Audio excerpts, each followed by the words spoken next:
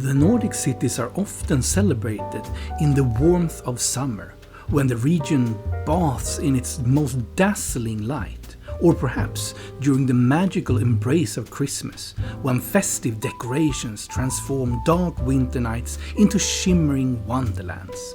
But what happens after New Year's? We set out on a weekend's escape to Copenhagen to find the answer. Amid the quiet streets and softly lit corners, we discovered a side of the city that speaks in hushed tone. Welcome to Ponyon Poolshark's guide to Copenhagen in winter, a journey that is less about checking off sights and more about capturing the fleeting magic of an experience that, while it may never be repeated, left a loving mark on the heart.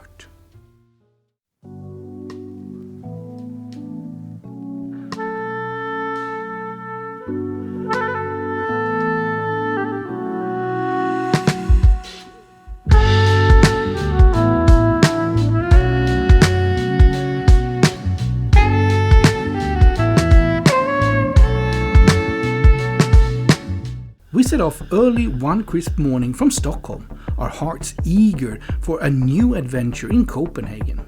The journey unfolded with a quiet anticipation as we made our way, changing trains in Malmö and crossing the bridge that connects us to Denmark and its storied capital. Once we arrived in Copenhagen, the city greeted us in its own understated way. We headed straight for the hotel, the Radisson Scandinavia, where we had stayed on several occasions before. And as luck would have it, we managed to check in around 11 o'clock, a very welcome relief after having to set out 5 o'clock in the morning.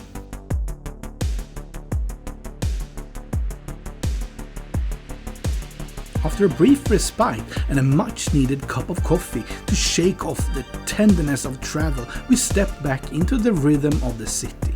Our wandering carried us towards the bustling Strøget and the charming waterfront of Nyhavn.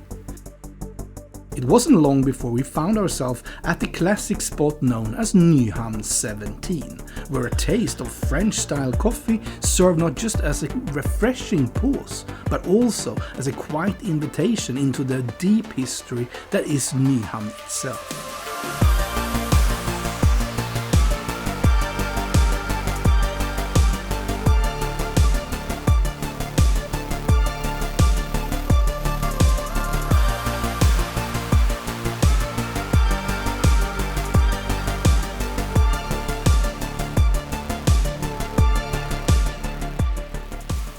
It was here, in this moment, sipping on our coffee and tea, that the true spirit of vacation became to unfold. We are on holiday. After a bit of shopping, we made our way back to the hotel to get ready for dinner, a meal we had long anticipated at one of the hotel's own restaurants. We'd reserved a table at the ever-favorite Blue Elephant, the Thai restaurant that had captured our love throughout our previous visits. But before dinner, we decided to unwind with a drink at the hotel bar. As a member of the Radisson collection, we were graciously offered a complimentary glass of wine at the bar, a gesture that Nadia accepted with evident delight. As for me, I opted for a Malfi gin and tonic mixed with Fever Tree's Indian tonic. What a great start to a great evening. Soon enough, it was time to descend a flight of stairs for dinner at Blue Elephant. The menu was a treasure trove in culinary delights, and we treated ourselves to a medley of dishes that promised a little taste of everything. While I clutched to my trusty gin and tonic, Nadia couldn't get enough of a coconut filled with coconut water that had her practically going bananas. The evening unfolded beautifully, marked by fantastic food and a cozy atmosphere. It felt like a warm embrace in the middle of the winter. Our night eventually ended down back at our room, where a few more drinks, some soft jazz, and the distant hum of the city's nightlife outside our window on the 17th floor wove together into a perfect, memorable end to the night.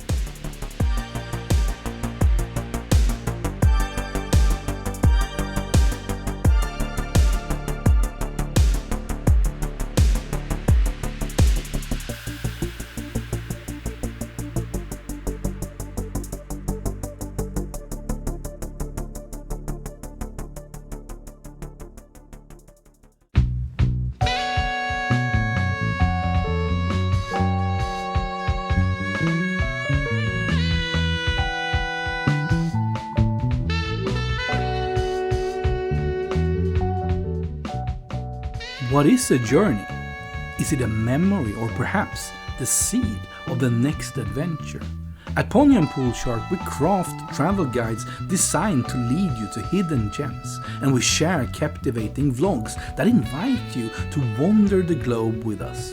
From serene train rides and enchanting cruises to cozy hotels, charming bars and delightful restaurants.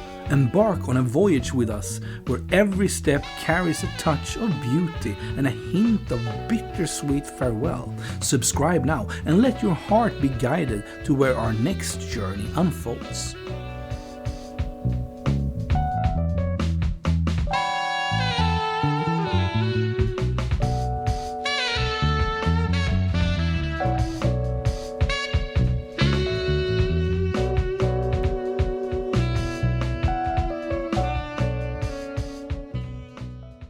The next morning we set off on a leisurely walk to the Social Brew, a delightful breakfast haven where Dave and I had been before.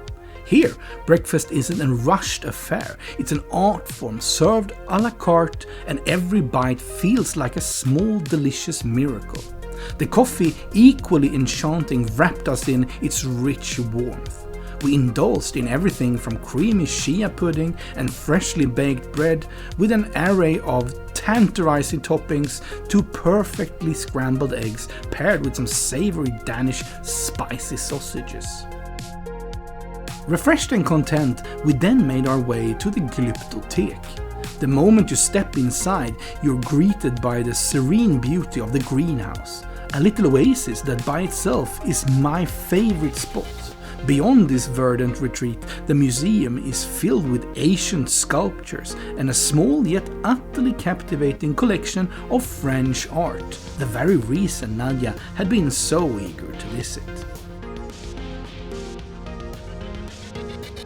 We spent the rest of the day wandering through Copenhagen's charming streets, drifting from trendy design boutiques tucked away in hipster quarters to the more expensive shopping avenues. And of course, no adventure in this city would be complete without pausing for a few well-deserved coffee breaks, small moments that let us soak in the effortless rhythm of the day.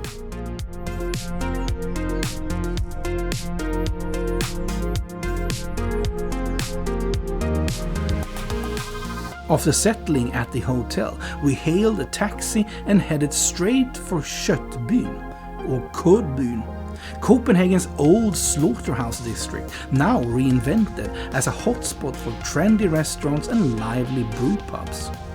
Our destination for the evening was the undoubtedly chic Kødbyens Fiskebar, a place I practically had to go to war to get a table for. It was our premiere visit, and from the look of our faces, it's safe to say we will be back for more. The experience was nothing short of extraordinary. The food, the service, and the design all came together to create such a memorable night. I might have to admit that this dinner ranks among the very best we've ever had. We delighted in dishes like monkfish, squid ink noodles, scallops, and roe, each bite a little masterpiece in itself. I'm already eagerly anticipating the next chance to return, even if it means shelling out another 300 euros for the two of us.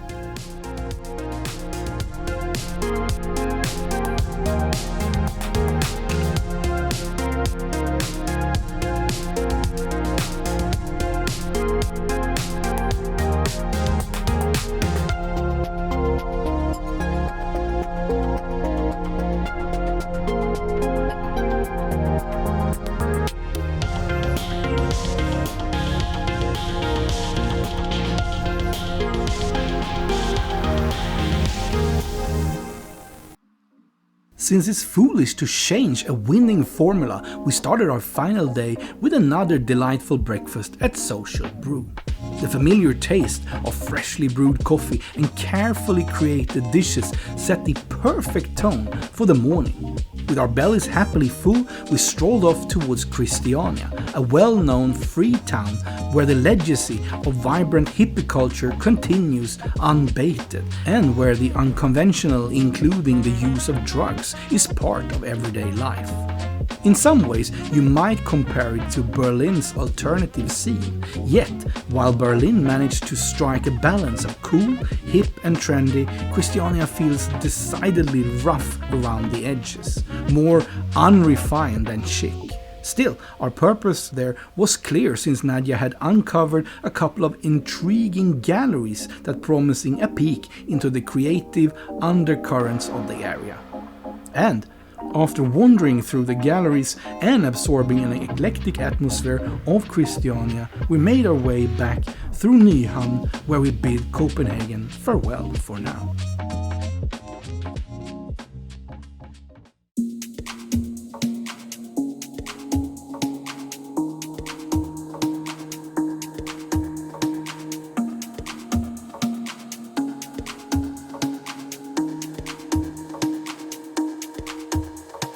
I truly believe the Nordic cities retain their charm even in the coldest, darkest month of the year. That's why I'd wholeheartedly recommend visiting Copenhagen for a weekend getaway in February. Sure, it will be cold and dark, but in a way that makes the city feel quieter and more peaceful than it does during the typical tourist heights of summer.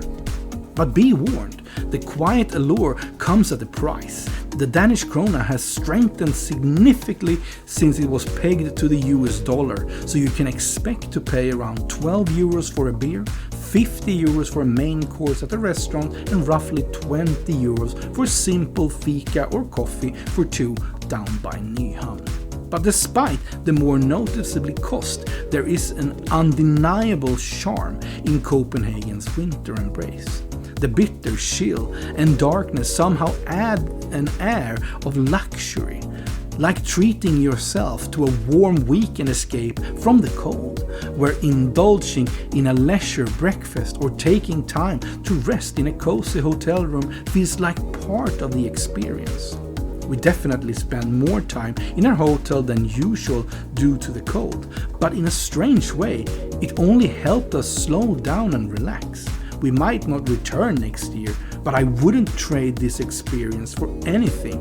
So go ahead, take the plunge, visit Copenhagen in winter, and you really might just love it. In the end, however, always remember, it is not about the destination. It is what you make of it that counts. Till next time, stay safe.